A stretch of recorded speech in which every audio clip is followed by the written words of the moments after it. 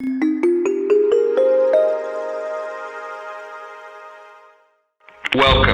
You're tuned into Life is a Sacred Journey. Every week, we bring a new perspective to aging and caregiving. Here is your host, Michelle Pope. So welcome to Life is a Sacred Journey. Good morning. It's Friday, and I apologize that you are unable to see us this morning. For some reason, I am unable to get Facebook to open live, so you can hear us. And then when we're done, Felicia will drop it and you'll get to see our beautiful faces because we are here live at my house, actually. And let me explain to you why. And that's why we're having Facebook problems. So I am home because I'm in my 10th day of a COVID diagnosis that I have not been able to shake. I'm still testing positive with minimal symptoms, but some symptoms. And so I am resting at home. And so that's why this didn't work, because I don't know how to do all this on my laptop. But this morning, I'm so excited that we're still here. So good morning, good afternoon, and good evening, wherever you are in the virtual neighborhood of Life is a Sacred Journey. Welcome, welcome, welcome. And again, I apologize that you're not able to see us this morning, but this will be dropped later on Life is a Sacred Journey. Felicia will put it in, and you will get to meet us face to face. So a part of our journey here at Life is a Sacred Journey is to talk about caregiving. Caregiving is one of those things that if we all live long enough, we will do for another person, or we may be in a situation where someone has to perform caregiving duties for us. And so family caregivers are big, unpaid. They're unpaid for the work that they do. And you know, they do it because they love their loved one, many. And there have been families that I have met, and I'm sure Nicole has met, that, you know, no, there's no love there, but there's a sense of obligation. And they want to do the right thing and help their loved one through their aging or through their disability. And Nicole Shih is the president, CEO, founder, creator of Nestvy. And Nestvy is an organization that really helps caregivers by walking with them and navigating them through the caregiving process and in all of the areas of placement.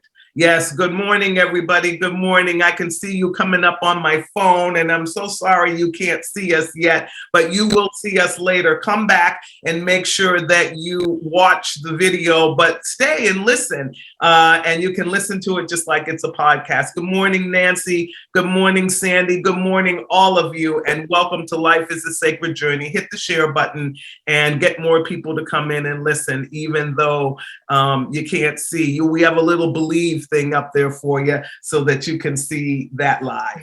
All right, so welcome, Nicole, to Life is a Sacred Journey. And I just really want to give folks some facts. There's approximately right now 43.5 million caregivers that are unpaid providing care in the United States. They are, and that's within the last 12 months.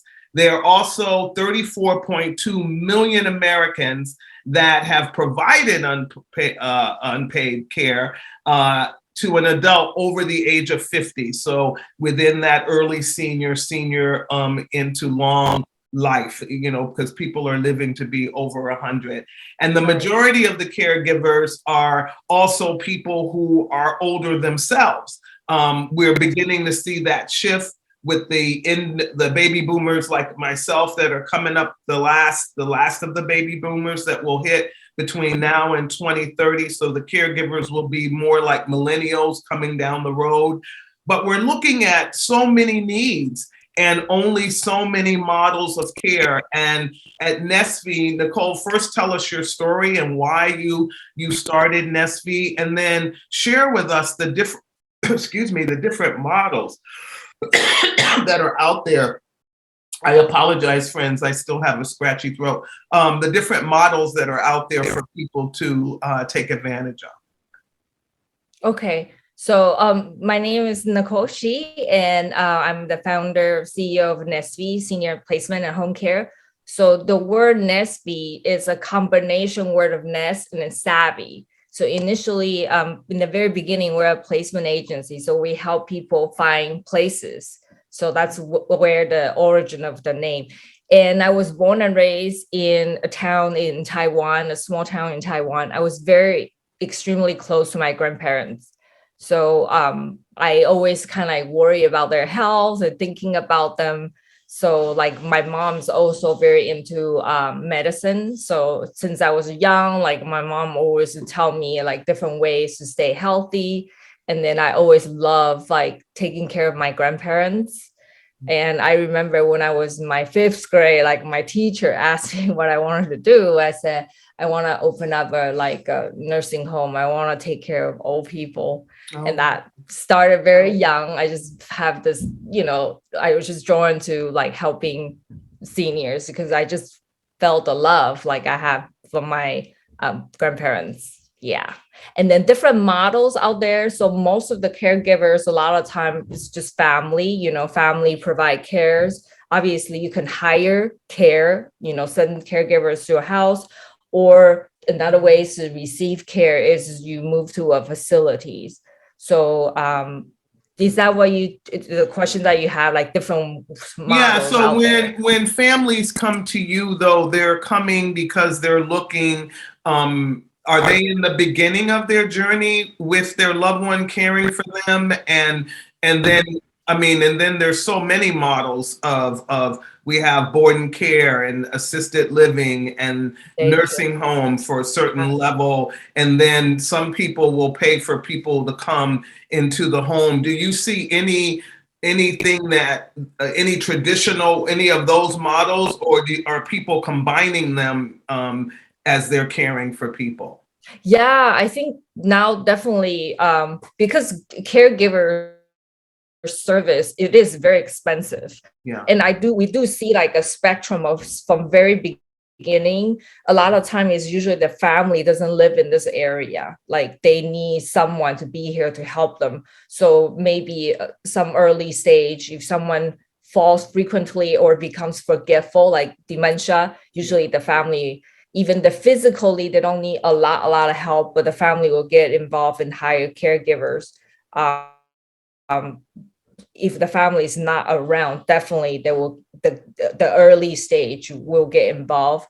And sometimes the family is very involved and they will be hands-on. They will kind of like manage at first, but the caregiver burnout is very real. Like sometimes people don't realize that, this is like sometimes more than a full-time job. Yeah. And then, we'll supplement. And there's definitely a transition. Like initially when someone's care started to increase, they started getting caregiver in, or they can come to daycare center, like ASAP. Yes. To help in the morning, like family is working. They still really wanted to be in their loved one's life. So they send them there. And then when they come home after work, the loved one is home. So that really brings really a lot of joy for the family. But as a disease, some like especially dementia progress, some people have like sleep disturbances and they really require 24/7 care. So their option is either they hire someone 24/7, sometimes even with 12 awake shift, like morning shift and another person coming in. And then eventually people finding a facility probably will be more cost effective, and overall like you get more support. And that the thing that I love about that is that families get the opportunity. Sorry about that, you guys. Again, you're on Life is a Sacred Journey. This morning, we're having difficulty. So we are recording this and we'll place the recording on the Life is a Sacred Journey Facebook later. But you're eavesdropping, so you can definitely stay and listen. And this morning, my wonderful guest is Nicole Shih, and she is the founder, CEO of Nestvy. And we're talking about the different places and ways of placement. So Nicole, let me give you a scenario to share with the folks that are listening in and the folks that will watch this later. If I am beginning my journey as a caregiver and I only have so much funds, because long-term care insurance covers some things, it doesn't cover other things. Medicare does some things and not some exactly. things. When you're meeting with families, how do you help them to look at the long range picture of how to use their resources financially in order to be a part of this long, because it is a long journey. I mean, for some people, they think it's a short journey, but it's been my experience. It can go anywhere from 5 to 15 to 20 years that somebody is caregiving for someone. So can you talk a little bit about that? Yeah, and I really recommend people to kind of like just have a little bit knowledge in this field, because we often encounter people, they're like the family, they're surprised, like the cost and everything. And sometimes people have this assumption that Medicare covers for caregiver or assisted living, but that's not. And then in the Bay Area, I can tell you so the family needs to come together based on the diagnosis, the prognosis of a person, the age, and also the finance, the budget. And you kind of have to, I always recommend they maybe need to work with the estate planner if they are unsure, like especially someone's, their resources is a little bit limited, but not too limited. Like it's a good idea to talk to an estate attorney and to help them just map out, okay, how much the money that you have can last you for how long.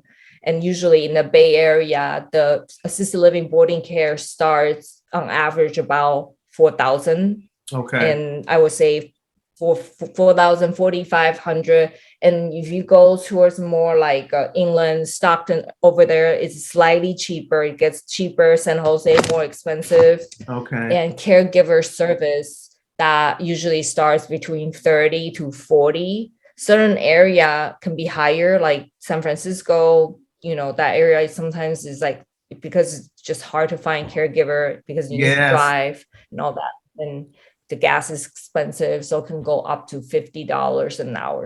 Yeah. Wow. So, and that 50, again, I apologize, friends. I'm still dealing with this cough. That's $50 an hour, though, folks are then being bonded. They're being vetted through a service so that when the person comes into the home, the caregiver doesn't have to do that, right? Is that? Yes, this is like another important thing is you want to make sure. Sometimes people thinking about saving money, they just hire someone without going through the agency.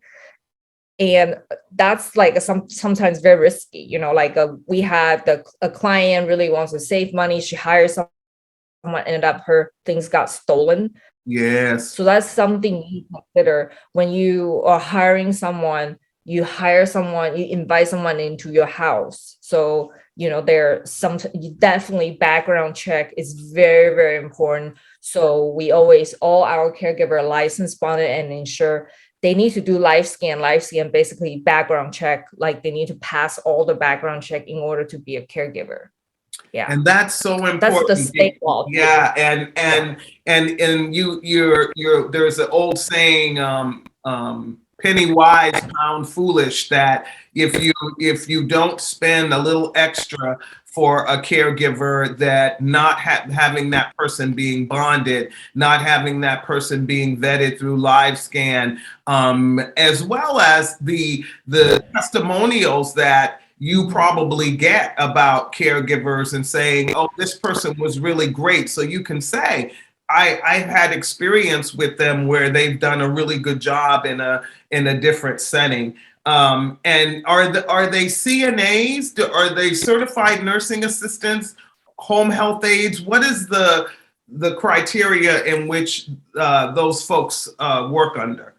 or the Yeah, so in the home setting, like the state doesn't require the caregiver to have the CNA license. Their main thing is they need to pass 10 hours of training. Um, for our agency, we don't really hire someone brand new. Only hire someone who has 3 years of experience as caregiver. Okay. But as a home caregiver, you don't need that. But you do need to pass background check, TB test. That basic stuff needs to be there. And then also, a CNA is more for skilled nursing facilities.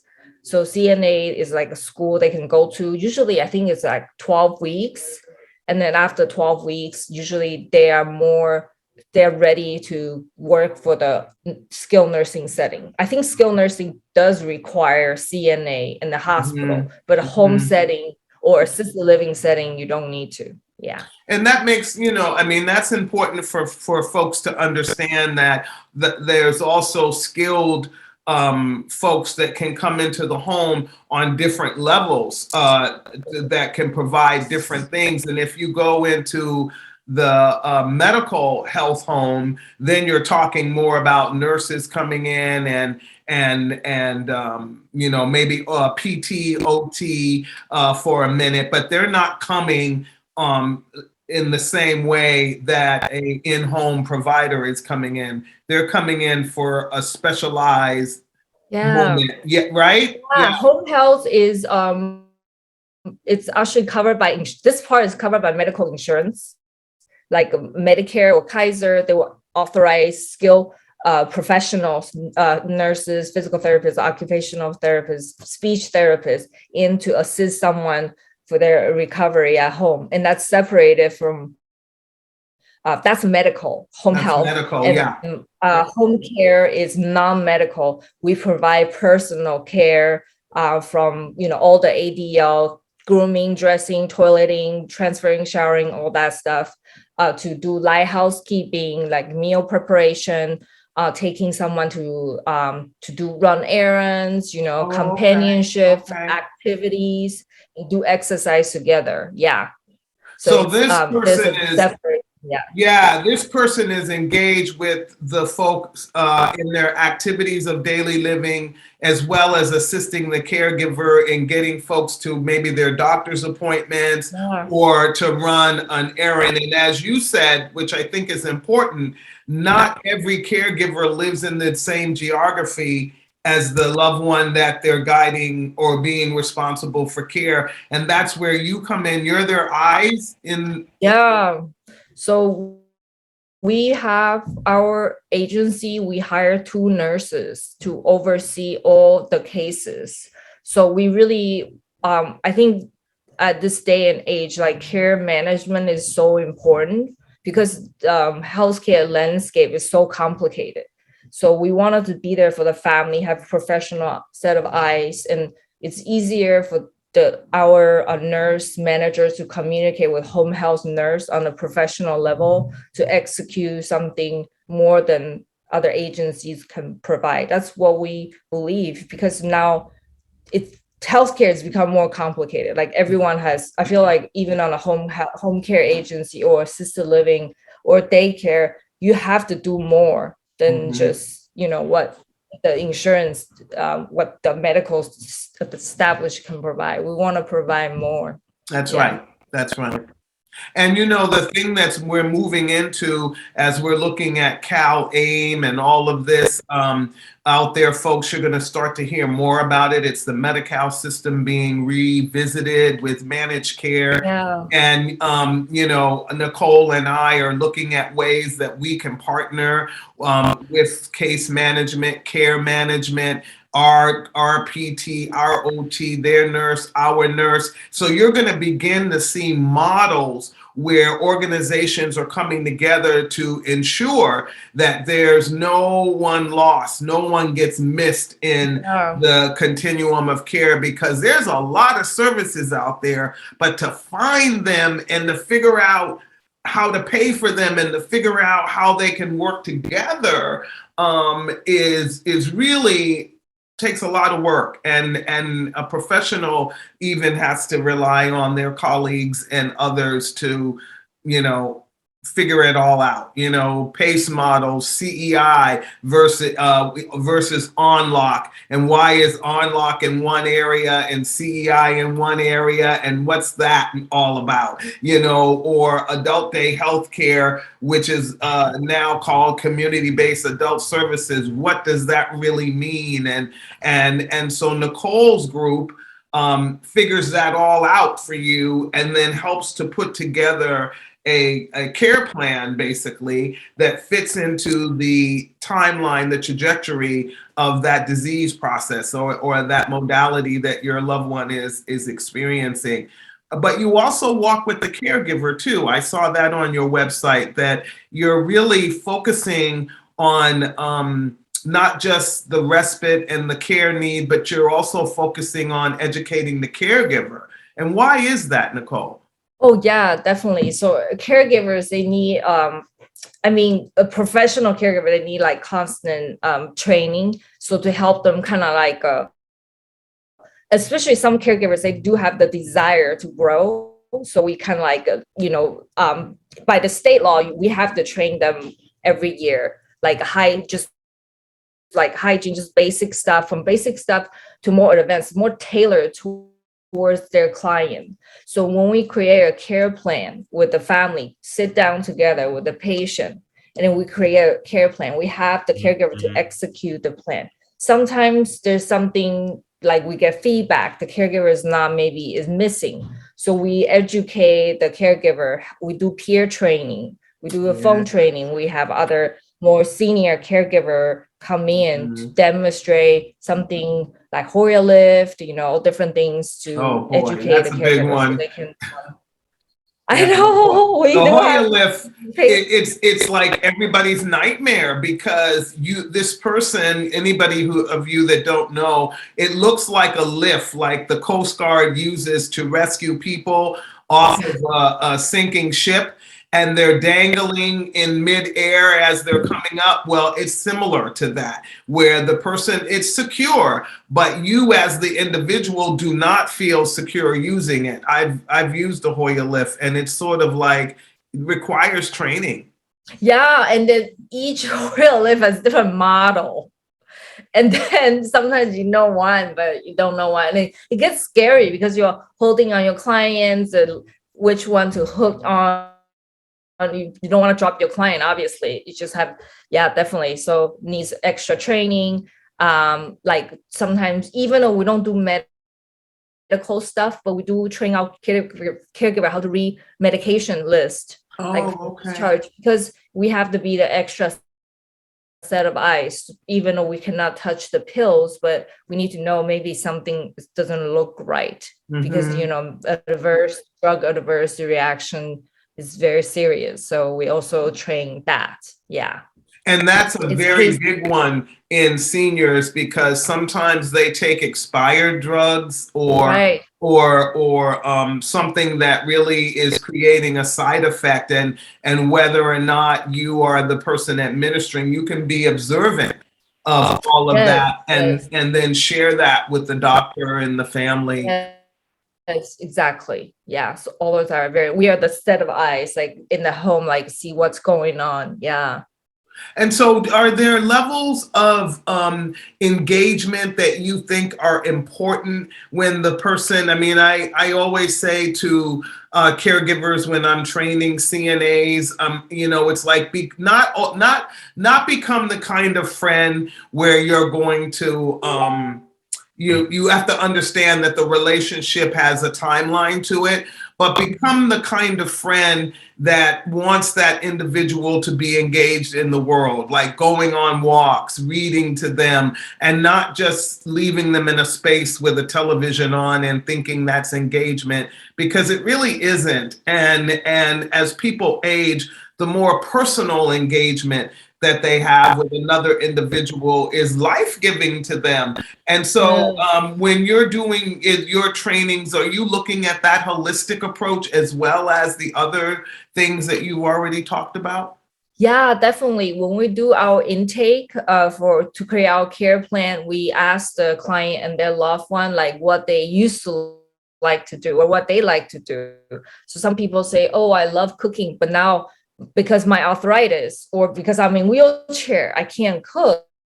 But hey, let's continue. Let's try to cook a dish you really used to like, and we could do grocery shopping. So I really see this is really a gift. Like you said, like having a new person coming in to enrich their life. Yes. We have clients like to go to the library, but we drive her to a library to hang out, to read some books, and to grocery shopping, get some dessert, like just like small things just can help them do it again. And and they have fun doing it. And they have fun. Yeah. That's the thing, and so do you, as the caregiver engaging with another individual. You become, we're engaging in a buddy program that we call the buddy program. And our UC Berkeley students are partnering with individuals in our day program. And the excitement, they are friends, they are buddies, they have like interests and hobbies. And, that intergenerational cross is so nice to watch, I know. Yeah, I love it. I love being like the fly on the wall, when they're engaging. Yeah, it's amazing. Yeah. And so do you recruit, so you said people have to have, because I want to give you an opportunity to state your contact information. And of course, when we air this again, Felicia will make sure that is there as well. But so people have to have a minimum, you said, of 2 years or 3 years? Yeah, 2 to 3 years of experience. Okay. Yeah, in our agency. Yeah. Okay. And so you're constantly recruiting. So We're constantly recruiting. Because I know you are. So how do people find you, whether they're looking to become a caregiver in this actually incredible profession that we're working really hard, you guys, with the federal government advocating for more benefits and all of those kinds of things. But it definitely is a career where it's life-giving as well. Life-giving not just to the person that you're caring for, but to you, because you're doing something for another individual. I can't think of anything that's more life-giving than that. So 2 to 3 years experience. And they find you online on your website, or how? They can apply online to www.nestvy.com, NEST, V is Victor, Y is yellow, VY.com, NESTVY.com. And there's a hire, and you can just click on it and our recruiter will reach out. So our approach is two-sided. We don't just look at just the client. We look at the caregivers. We wanted to know what kind of clients they want to work with. What's their skill set? So when they come in, apply, we'll ask a set of questions. We want to know their skill. Like, are you allergic to cats? Like, what kind of clients you like to work with? So it's because even caregivers have different skill and have different preference. Like, so we need to match them with the right kind of client, personality-wise and skill-wise. So we care about our caregivers' well-being. We don't just throw them to any client. So we want them to have a good match. So that's really our philosophy. We don't want to assign someone not appropriate for the client or vice versa. Yeah. Yeah, and so that's when they come through the door. Exactly, because that makes such a big difference for everybody. It lowers the anxiety. As Nicole is talking about. Today, you have joined Life is a Sacred Journey, and we are taping from my office, at my home office. And I don't really call it an office because I don't really believe in that kind of thing. But I have a room that has a laptop in it. And we're on Facebook Live, which we are this morning in just the verbal way where you're listening in to this conversation. The video will drop later so that you can watch it, take it, forward it to other people. This has been an incredible conversation with Nicole Shih, who is the CEO and founder of Nestvy Placement. And she is amazing and has talked about bringing people in, how she hires folks, 2 to 3 years experience. If you're looking for that kind of career and to make a difference in other people's lives, disabled, seniors, and others, please go to the Nestvy website. If you are now a caregiver, Nicole, what is the process that the caregiver would go through to connect with you for services, whether they be in California or out, because we have listeners all over the world? Okay, yeah. So if the caregiver wants to get some additional resources, yeah, they can. From you, like to contact you to figure out whether or not your Nestvy can help them with their caregiving journey. How do they go to the website as well, or do they call you? Go to the website. Yeah, they go to the website and our recruiter will reach out, and then you will discuss like expectation and what kind of jobs they will perform. And then we will have a caregiver managers will do the orientations with everyone, so they know about the laws in the states, what they can do, what they cannot do. And then we will have additional training at the office. And then they will have yearly training. And we also have more hands-on training for, the caregiver. Some caregiver, they are really desire to grow more. So we'll match them with a peer coaching. Okay. So the more senior caregiver can shadow, or you can shadow the senior caregiver to learn something more hands-on. Like we have clients, they have a variety of different needs. So we can train the new person like with new skill through that way, like peer shadowing. Oh, okay. And if I'm a client, is there a administrative fee, or how does this work with you and the client? Yeah, so we'll go in to do an evaluation. Most of the time we do evaluation at home, and us and the family create a care plan to decide how many hours and on what days, what is needed, and create, okay, this is kind of like a rough schedule. And then you sign the agreement, and then we will match you, we'll send you the profile of a caregiver, and then you can kind of review it, and then we'll have a caregiver work with you, and then we'll check in to see how everything goes. Yeah. Oh, okay. All right. Well, Nicole, what's your phone number, so that in case people are not online, but they can still call your office as well? What's the phone number that they can reach you? Yes, I only remember my own cell phone. I don't even remember. I do that sometimes also. I am so sorry. That's all right. Okay.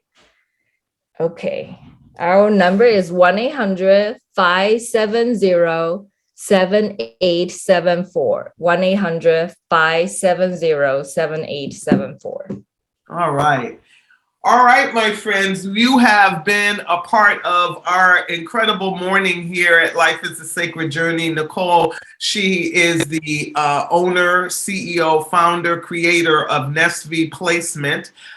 They are able to walk with you as a caregiver, whether you live in California locally, in the Bay Area, or outside of the Bay Area, or outside of the state. They can be your eyes and ears and your feet.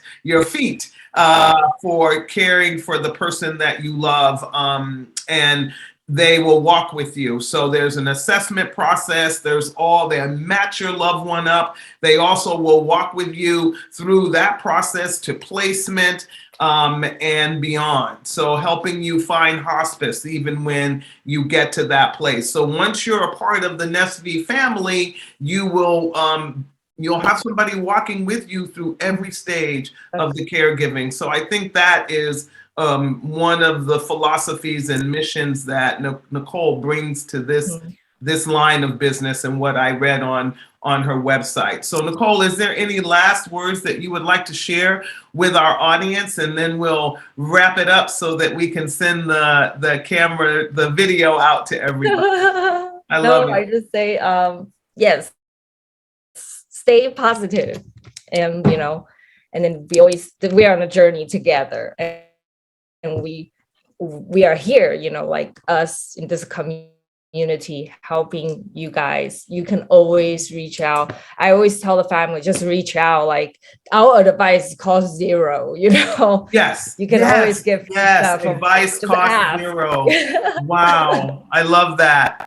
I love that. So for those of you that hung in there this morning listening in, thank you so much for doing that.